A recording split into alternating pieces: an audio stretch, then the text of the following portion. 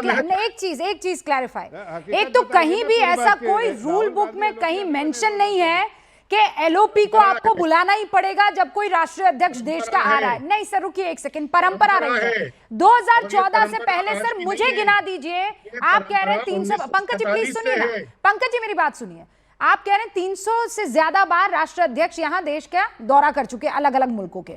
2014 से पहले तो कई मर्तबा किया होगा। आप मुझे बता सकते कितनी दफा एलओपी को बुलाया गया है मुलाकात करने के लिए, डिनर के लिए? हर बार कैसे, कहां, बताइए ना मुझे।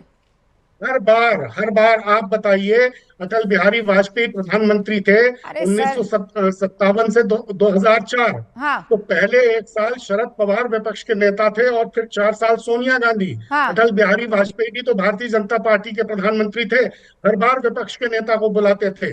93 से 96 तक जब पीवी नरसिम्हा राव प्रधानमंत्री थे, हाँ। तो अटल बिहारी वाजपेयी विपक्ष के नेता थे, हर बार अटल बिहारी वाजपेयी जी को नरसिम्हा राव जी बुलाते थे। अच्छा, और अब मुझे ये बताइए उनमें से कितने लोगों ने इस तरीके की बातें उस वक्त के प्रधानमंत्रियों के बारे में कही है जैसे एलओपी आज की तारीख में प्रधानमंत्री के बारे में बोलते हैं? सर, जरूरत ही नहीं है ना, कहने की जरूरत जिस बेतुके शब्दों के इस्तेमाल होते हैं पंकज जी, एलओपी को आपने कब सुना इस तरीके के शब्दों का इस्तेमाल करते हुए 2014 से पहले?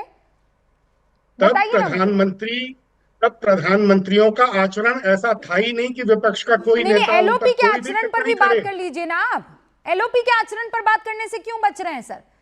एलओपी जब ये कहते हैं कि अंदर पेट अलाउड है, जब वो सांसदों को पेट बुला देते हैं, आप उस बात पर किसी तरह की चर्चा नहीं करेंगे। आडवाणी एलओपी थे, उनका कैसा आचरण था?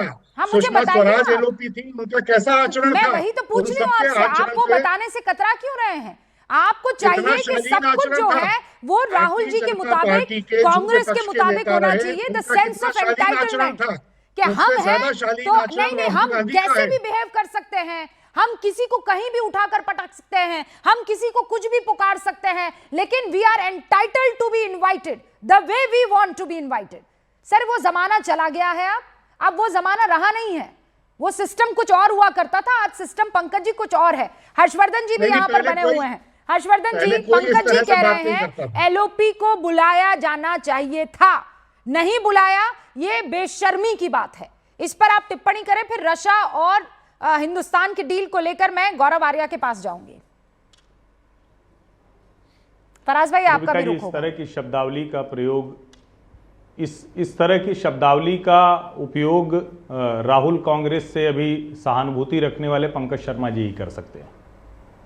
ये निश्चित तौर पर मैं भी मानता हूं कि देश में लोकतंत्र के नाते विपक्ष के नेता को राष्ट्राध्यक्षों से मिलने का अधिकार है। राहुल गांधी भी कई बार मुलाकात कर चुके हैं, दूसरे लोग भी मिलते रहे, सोनिया गांधी भी मिलती रही।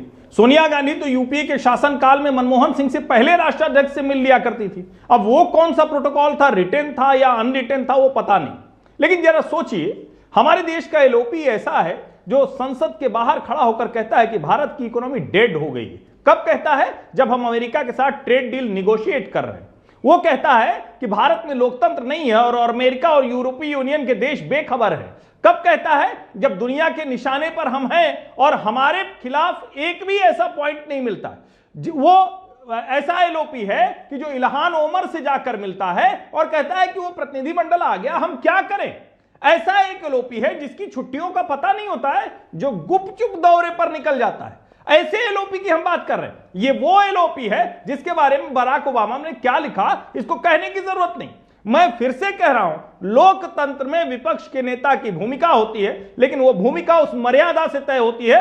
अटल बिहारी वाजपेयी या सुषमा स्वराज या लाल कृष्ण आडवाणी या अरुण जेटली, उनसे तुलना करना राहुल गांधी की बहुत अन्याय वाली बात होगी। मैं फिर से कह रहा हूं, मर्यादा से परंपरा चलती है और अगर मर्यादाएं टूटती हैं तो परंपराएं टूटती है। मैं इस पक्ष का हूं कि बिल्कुल एलओपी से मिलना चाहिए, लेकिन अगर इतना अमर्यादित एलओपी है, और मैं कह रहा हूं राहुल गांधी एलओपी बनने के योग्य नहीं है, एलओपी के पद पर है। अब वो पता नहीं कब छुट्टी पर निकल जाएंगे, ये भी आप देखिए। 40 सेकंड्स एंड फराज भाई एंड मेजर आर्या।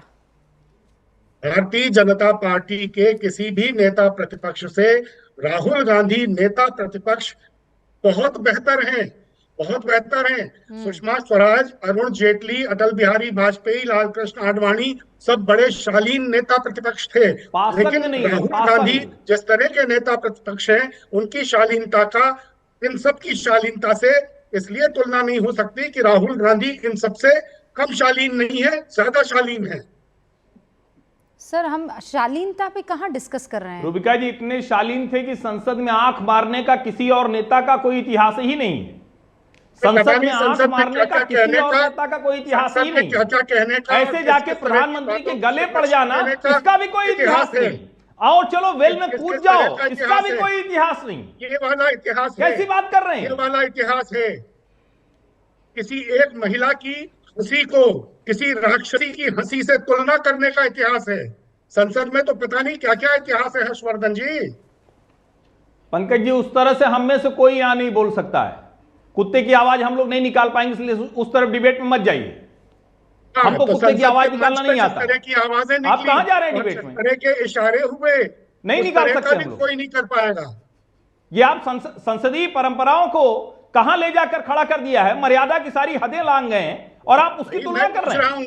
और उसके बाद राहुल गांधी कहते हैं कि अंदर कौन अलाउड है कौन नहीं अलाउड है। को सत्तारूढ़ दल के लोगों ने कहां ले जाकर खड़ा कर दिया है।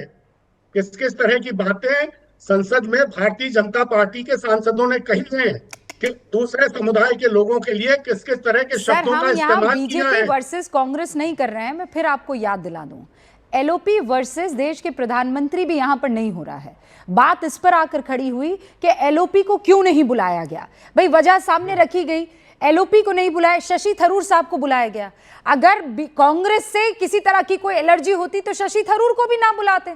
भाई शशि थरूर ने तो वक्त वक्त पर जितनी तीखी आलोचना हो सकती है की है कि नहीं की है। एक लाइन और बोलने दीजिए, बस एक लाइन और कह दीजिए। हाँ,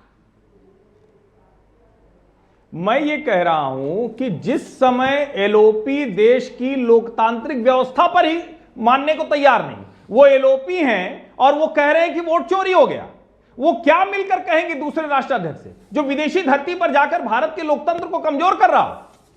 मैं फिर कह रहा हूं एलओपी को मिलना चाहिए, लेकिन ऐसा एलओपी, ऐसा अमर्यादित आचरण करने वाला एलओपी वो मिलना चाहिए क्या, ये सवाल है। वोट चोरी होगा तो क्यों नहीं कहा जाएगा।